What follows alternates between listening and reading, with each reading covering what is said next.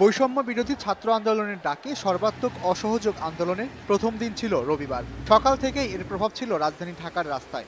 স্বাভাবিকের চেয়ে কম দেখা গেছে যান চলাচল।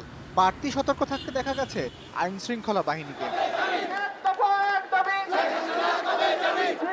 দিনের শুরুতে বেলা 11টায় শাহবাগ এলাকায় বিক্ষোভকারীরা আওয়ামী লীগের নেতাকর্মীদের ধাওয়া দেন। এর আগে সকাল 10:30টার পরে বিক্ষোভকারীরা পুরান ঢাকার দিক থেকে মিছিল নিয়ে শাহবাগে আসেন।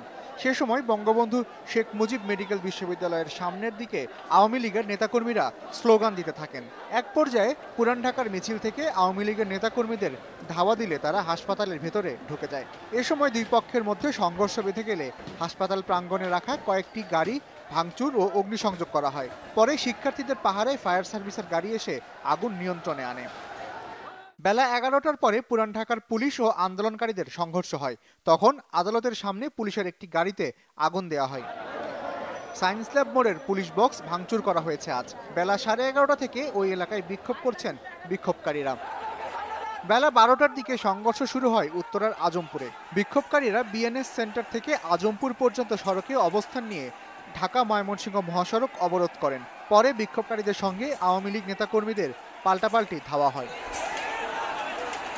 বাংলা মোটরে আওয়ামী লীগ ও দলের অঙ্গ সংগঠনের নেতাকর্মীদের সঙ্গে বিক্ষোভকারীদের সংঘর্ষ শুরু হয় বেলা 1:45টায়।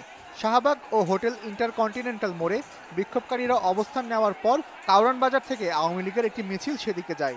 তারপর বাংলা মোটরে সংঘর্ষ শুরু হয়। এ সময় হোটেল ইন্টারকন্টিনেন্টাল মোড়ের পুলিশ বক্স পুড়িয়ে দেওয়া হয়।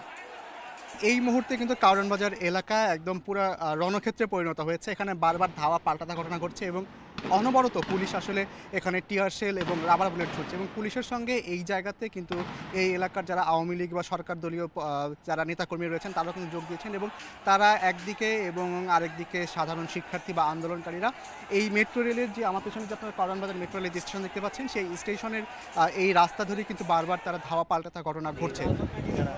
কাউরান বাজারে সংঘর্ষে একাধিক গাড়িতে আগুন দেওয়া হয়, পুড়িয়ে দেওয়া হয় ট্রাফিক বক্স। আন্দোলনকারীরা কাউরান বাজার থেকে বিজয় সরণি পর্যন্ত অগ্রসর হয়। পরে পুলিশ গুলি ছুড়লে বেশ কজন আহত হয়। এছাড়া রাত 9টা পর্যন্ত বৈষম্য বিরোধী ছাত্র আন্দোলনের অসহযোগ কর্মসূচি ঘিরে সারা দেশে সংঘাত, সংঘর্ষ, গুলি, পাল্টাপাল্টি ধাওয়ায় অন্তত 91 জনের মৃত্যু হয়েছে। তাদের মধ্যে 14 জন পুলিশ সদস্য রয়েছেন।